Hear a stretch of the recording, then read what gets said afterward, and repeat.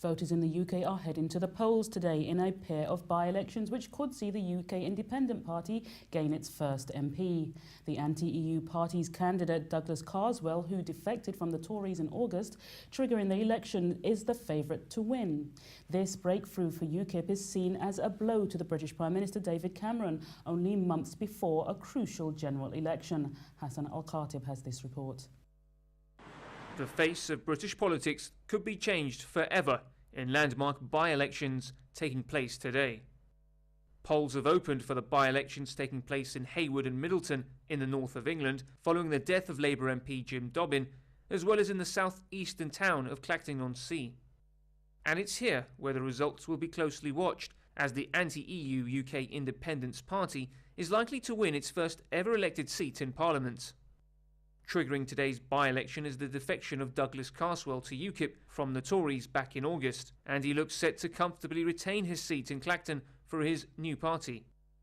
Opinion polls suggest that UKIP is 32% ahead of the Conservatives in winning the seat in Clacton. The party's leader Nigel Farage said yesterday that the most significant opinion polls by far have been in the south-eastern regions. Is that the potential pace of change out there is actually greater than even I could have dreamt. Another earthquake for UKIP is another blow to British Prime Minister David Cameron's Conservatives, only 7 months before a general election. The result would not only mean the first elected seats for UKIP in Parliament, but more importantly, the party's ability to split the mainstream Conservatives' vote and thereby cloud their re-election prospects. But while admitted to be the underdogs in Clacton, Cameron insisted last week on a visit to the constituency that the by-election was well in the Tories' grasp.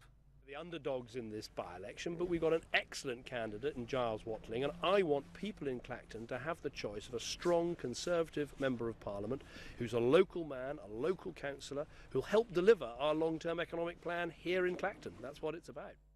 Here in Clacton, sentiments of voters are mixed. While it's expected that many here will vote UKIP, it's not necessarily because of the party's politics, but the lack of trust and frustration with the other major parties. Everyone's going on to UKIP thinking it's about shutting the borders, but it's not. You're going to have to pay for your doctors. You're going to have to pay every time you go to the doctor. A lot of people here use the doctors a lot if they can get an appointment. I don't think they realise how it's going to affect their pocket, but let them do it. Next month will bring with it another by-election in the Southern English constituency of Rochester, also triggered by another defection to UKIP. So it seems that today's vote may not only be the first of UKIP's gains in Parliament, but a beginning for changing the course of UK politics.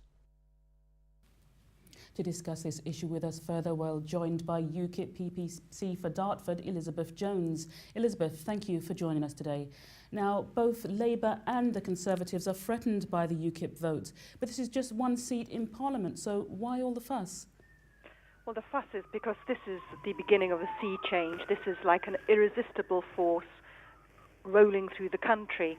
We won the European elections in May. We had 24 MEPs, and may I just say that 30% of those MEPs were women. And if you look at the stats, the Lib Dems only have 12% female MPs, Labour 33% female MPs, Conservatives 16%. So if anyone accuses us of sexism, we've got 30% female MEPs. It's a change. People have really had enough. People just don't believe in the current political system, and they want to change. They want people to wake up and listen. So you're saying, in a sense, that UKIP is offering the country a breakthrough that the other parties are not really pushing for? I think so, yes. It's a breath of fresh air. It's grassroots enthusiasm. It's common sense ideas, which many of the electorate will appreciate. For instance, we want to decriminalise the TV licence. If you don't pay your TV licence, it will no longer be a crime under UKIP. It'll simply be a civil offence. And I was just listening to the interview just now, where you interviewed a female member of the public saying that you'll have to pay to go to see your GP if you vote UKIP. I will make this crystal clear. There will be no charge at all for going to your GP if you vote UKIP. That is simply Labour propaganda that's been put out and is completely incorrect. And also, tomorrow is also a very important day. We have 2 parliamentary elections. We have the Clacton by-election. We also have Haywood and Middleton, which also is a very interesting seat. And we have 5 local elections as well in Blackpool, Chelmsford, Crawley, Essex and Rushmore. So it's going to be a very exciting late Thursday night or early Friday morning if you are interested in the political life of this country, just to see where the barometer swings. So you're saying it's a very exciting time for UKIP, but not so for the Conservative Party, as Douglas Carswell has shown by defecting. Now, other members have also proved that they're displeased with Cameron's policies and that they distrust the direction that the Conservative Party is going in. What's your opinion on that? I completely agree with you. I anticipate that if Douglas Carswell gets the success that it is anticipated, that he will, and I think that it was Lord Ashcroft's latest poll put UKIP on 56% of the vote to win, and the Conservatives 24% in Clacton. I'm confident that there will be more defections, and I'm confident that this will only improve UKIP's electoral share in May of next year when we have the general election. And also at Haywood and Middleton, Greater Manchester, Labour is on 47% to win, UKIP is on 28% and the Conservatives 16%. So for the first time, UKIP can actually say the old joke, vote Tory, get Labour.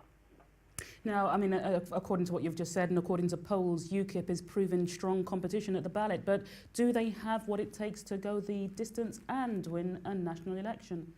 Now, that is the billion-dollar question. We'll just have to see what the mood of the nation is in May and whether this momentum will continue. I take the frank view that this momentum will continue, and one of the reasons for that is, of course, particularly in the Haywood-Middleton by-election, I've been looking through the Twitter feed, is the extraordinary reaction we're getting from the Labour activists. So Labour clearly feel under very, very significant threat. If I may read out a tweet now, it's from Gawain Tola. He says, he tweeted at 2:38 p.m. today, police have been called to an incident at Grimshaw Road polling booth in Middleton. UKIP teller attacked by what are thought to be Labour supporters. Interesting. A lot of aggression, a lot of tension over there. Well, we know that you are taking their votes to some degree. Elizabeth Jones, thank you very much for joining us. You're watching Etejah European Bulletin, still to come. Europe comes under mounting pressure to fight the deadly Ebola virus.